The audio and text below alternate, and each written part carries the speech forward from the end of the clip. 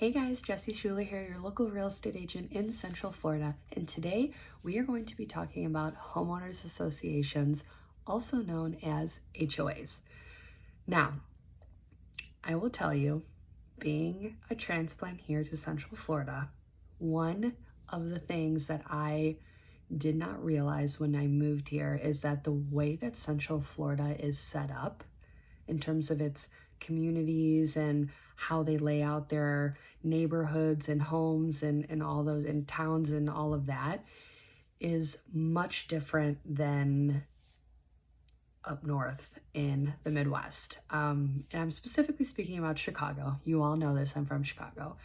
Because in Chicago, we have neighborhoods, we have, communities, towns. Well, in Central Florida, most of the homes are differentiated and separated by subdivisions. And each of those subdivisions has its own name.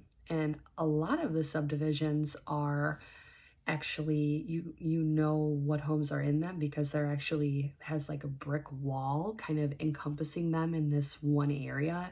And there's like one main way in and out with a huge sign of the name of the subdivision.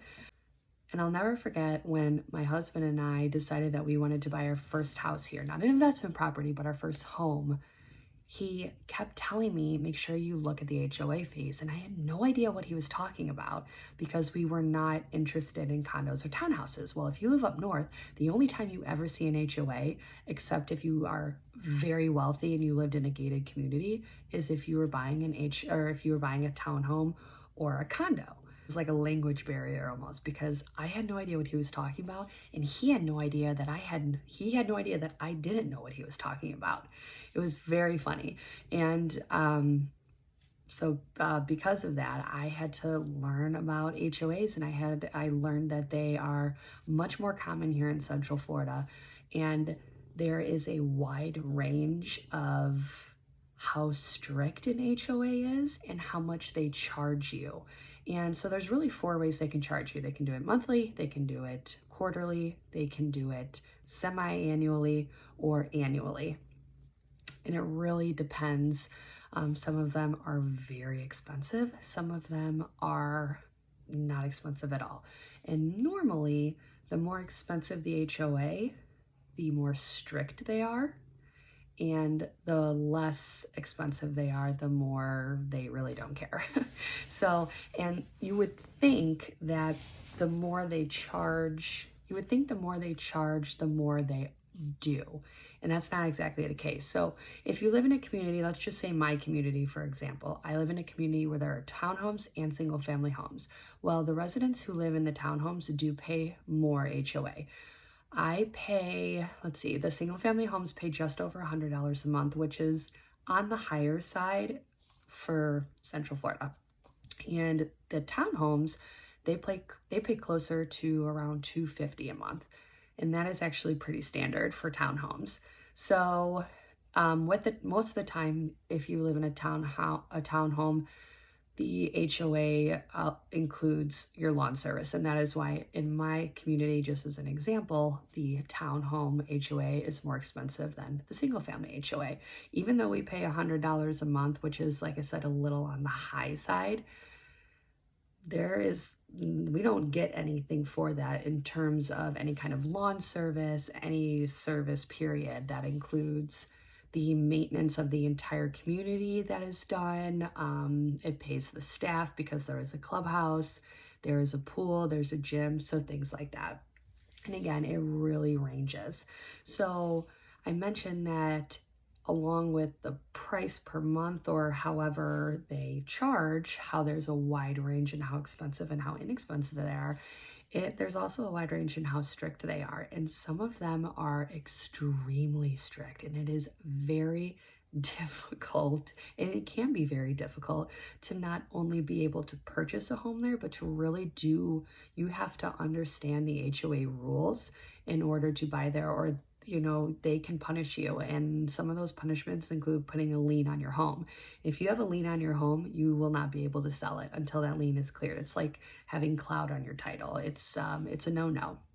So how this ties into investment properties is if you are looking for an investment property, whether that be a long-term property, a long-term investment property, or long-term rental or short-term rental, you need to know what the HOA rules are, and you need to know if you're even allowed to.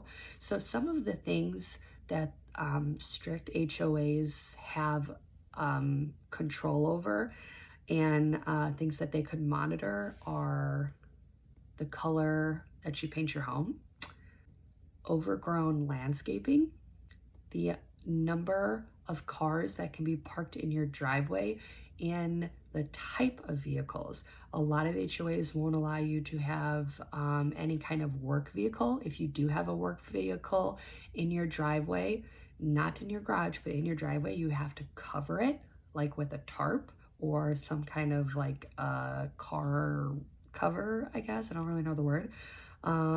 If you have, I said an RV already, a boat, some won't allow you to park that there. A lot of them you cannot park on the grass. You can only park on the driveway. A lot you can also not park in the street. But I think the most important one are lease restrictions. So a lot of HOAs have an HOA booklet that you can either go to their website and you can print it off, or there's some way that you can get a hold of them and request a copy, but a lot of them are very long. They look very like a legal contract, because a lot of them are, and they will list all the details of what is required. So for example, my community, I'm going to use my community again, there is no leasing allowed, period, in this subdivision. If you own the home, it is your primary home or it is a second home, but you cannot lease it out to other people. Again, if you are caught by the HOA, they can put a lien on your home. They have the authority, they have the power to do that. There are other HOAs where you cannot do short-term rental. So if you are really, really interested in doing a short-term rental and you want to do a short-term rental, you need to look at the HOA and make sure that short-term rentals are allowed. This is another reason why Kissimmee is such a popular area for investments, because the majority of the locations in Kissimmee allow for short-term rentals. Usually there's a minimum lease period. So a lot of them will say a 7-month minimum. That's how you know you can't do a short-term rental, or you can't rent it out for short-term rental. Other restrictions, another really big restriction, this happens a lot with townhomes, but it can happen anywhere, is sometimes they require you to own and occupy the home for a certain period of time before you can lease it out. So perfect example, we had a property and the requirement was that you had to live in the property for 1 year before you could lease it. That's very common. So when you go to buy, if you are just planning to use it for a short-term rental or any time of rental, say you don't even live in the state of Florida, you planned on using a property management company, you cannot buy it. You cannot buy it and rent it right away. You have to live in it for a year. Again, if you get caught, all of this is if you get caught, but you do not want to mess with HOAs. It is not a good idea at all. You don't want to lean on your home. Don't want to play that game. A lot of homes also require you to fill out an HOA application. You have to actually submit an application and you have to get approved through the HOA. So if you are under contract, your mortgage has gone through, you've been cleared to close for title, and you're getting within, let's say, 2 weeks of your anticipated close date, and the HOA rejects your application, you cannot buy the home. Yeah, they hold a lot more power than you think. So these are all very important factors that you have to keep in mind when you are planning on